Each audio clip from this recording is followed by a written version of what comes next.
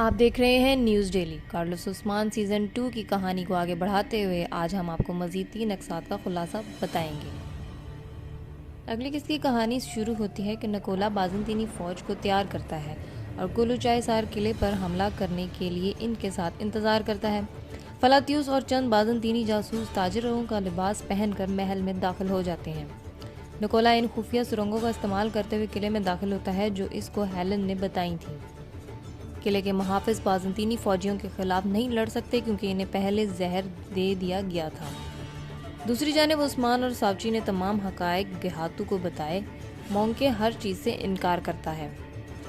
उस्मान और सावची कहते हैं कि मोंके ने जो कुछ किया वो गेहातू को सोवो तक पहुंचाने के लिए एक जाल था। दुंदार का कहना है कि मोंके ये मंसूबा बनाने में अकेला नहीं है और फिर गेहातू ने यावलाक और सलान से सवालात पूछे। उस्मान बताता है कि किस तरह मोंके ने अपने वालिद को कत्ल करने का मंसूबा बनाया और कहा कि जरकोताई को ये सब मालूम था। हक़ाइक़ सामने आने पर मोंके ने अपने वालिद से माफ़ी मांगी, लेकिन गेहातू उठा और अपने बेटे का गला काट दिया। दूसरी जानिब नकोला ने ज़्यादातर तुर्क फ़ौजों को मार डाला और जो जिंदा बच गए उनको पकड़ लिया। नकोला किले से इकाई झंडे को हटाता है और अपना झंडा लगाकर फतह की तकरीर करता है। सलजान खातून इस एपिसोड से हमें दोबारा नजर आती हैं। सलजान और आइगल जंगल में आराम कर रहे होते हैं। सलजान आइगल के बच्चे की देखभाल करती है और इसके बारे में आइगल से बात करती है।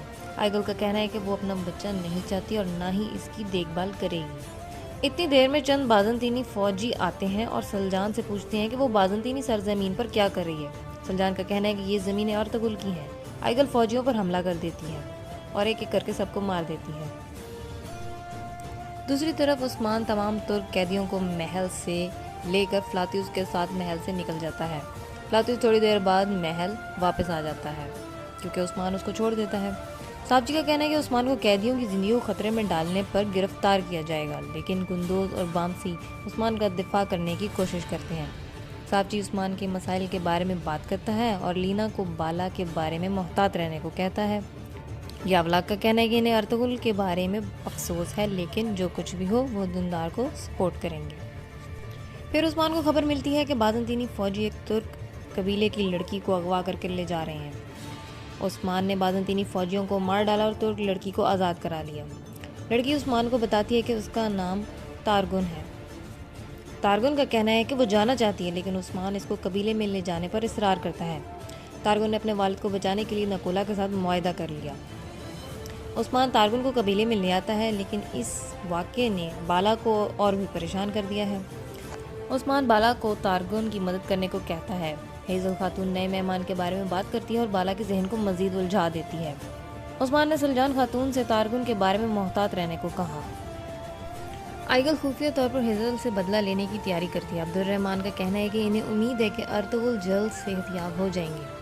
यावलाक तमाम तुर्क कबीलों के सरदारों के साथ एक मीटिंग रखता है और उसमें कहता है कि वो कस्तामनुज जाएगा, लेकिन इससे कुलुचाइसार के बारे में पूछा जाता है। यावलाक का कहना है कि इसके पास बहुत अच्छे मंसूबे हैं और वो मीटिंग में शरीक सरदारों से ताउन की दरख्वास्त करता है। सावची और दुंदार भी उस मीटिंग में मौजूद होते हैं और इस बात की तायीद करते हैं जो कि यावलाक ने कहा। उस्मान और बामसी सहराय में आते हैं जहां मुलाकात होती है। यावलाक बहुत हैरान होता है जब वो उस्मान को देखता है और इसे बताता है कि इसने हद अबूर कर ली है। दुंदार उस्मान और बामसी से नाराज़ हो जाता है। उस्मान का कहना है कि फैसला करने का वक्त है और सरदारों को दावत देता है कि या तो मंगोलों के गुलाम यावलाक की बात सुने या फिर इसके साथ लड़ने के लिए तैयार हो। लीना हेज़ल को बताती है कि उस्मान महल में दाखिल हो जाएगा। तारगुन दूर से इनकी बातें सुन लेती है। तारगुन की तरफ से भेजी गई खबर नकोला तक पहुंचती है। नकोला ने फ्लातियुस को बताया कि उस्मान महल में आएगा। जरकोताई ने यावलाक को जंगल में देखा और इसे बताया कि अब वो नकोला के लिए यावलाक की हिफाजत के लिए काम कर रहा है। नकोला अपनी तलवार को आग से निकालता है और उस्मान से बात करता रहता है। उस्मान नकोला पर हाथ में एक छोटे चाकू से हमला कर देता है। जब फ्लातियुस और सिपाही कमरे में दाखिल होने की कोशिश करते हैं तो उस्मान चिमनी के अंदर खुफिया रास्ते से फरार हो जाता है।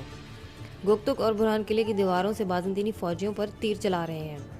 आइगल ने किले का दरवाज़ा खोला और तुर्क महल से निकल गए। सब कुछ उस्मान के प्लान के मुताबिक होता है। फ्लातियुस उस्मान को नहीं पकड़ सकता। बाज़ंतीनी फ़ौजियों को एहसास हुआ कि नकोला मरने वाला है। फ्लातियुस कमरे में आता है और नकोला से बात करता है। फिर फ्लातियुस ने नकोला की तलवार और रूमी झंडा इसके जिस्म पर रख दिया, लेकिन वो बच जाता है।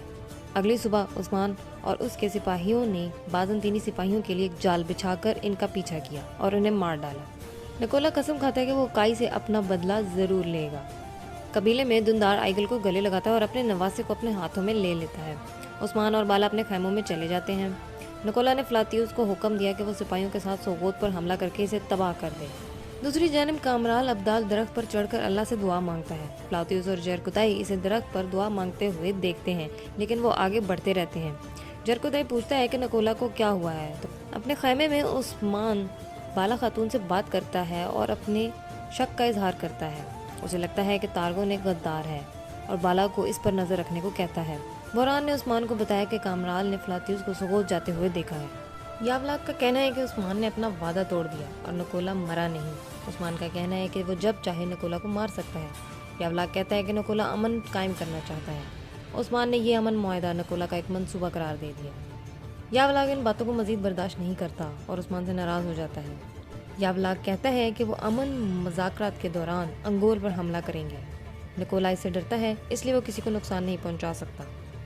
दूसरी तरफ जब अर्तगल को मालूम हुआ कि उस्मान ने क्या किया तो वो खुश हो जाता है और इसके लिए दुआ करता है। हेज़ल और आइगल एक बार फिर दुंदार के खैमे में आमने सामने आ जाती हैं। आइगल कहती है कि वो अपनी माँ के कातिल को मार डालेगी। हेज़ल कहती है कि तुम्हारी माँ सबको मारने की कोशिश कर रही थी, इसलिए मैंने उसे मार दिया। तारगन खातून बाज़ंतीनी जासूस को मिलने जंगल में आती है।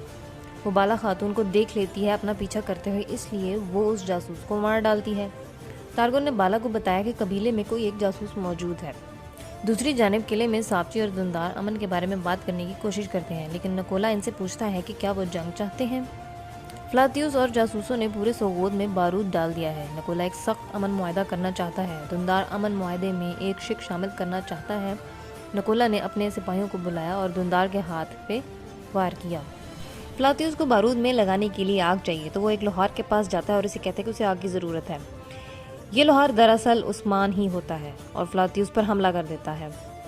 जरकुताई बारूद को एक सराय में रखता है, लेकिन बामसी ने इसे धमाका करने से रोक दिया। उस्मान ने फ्लातियुस को पकड़ लिया, लेकिन इसे मालूम हुआ कि सापची और दुंदार किले में कैद हैं। दुंदार को एहसास हुआ कि यावलाक झूठ बोल रहा था। इस सीज़न की बाकी एक साथ देखने के लिए हमारे चैनल को सब्सक्राइब करें।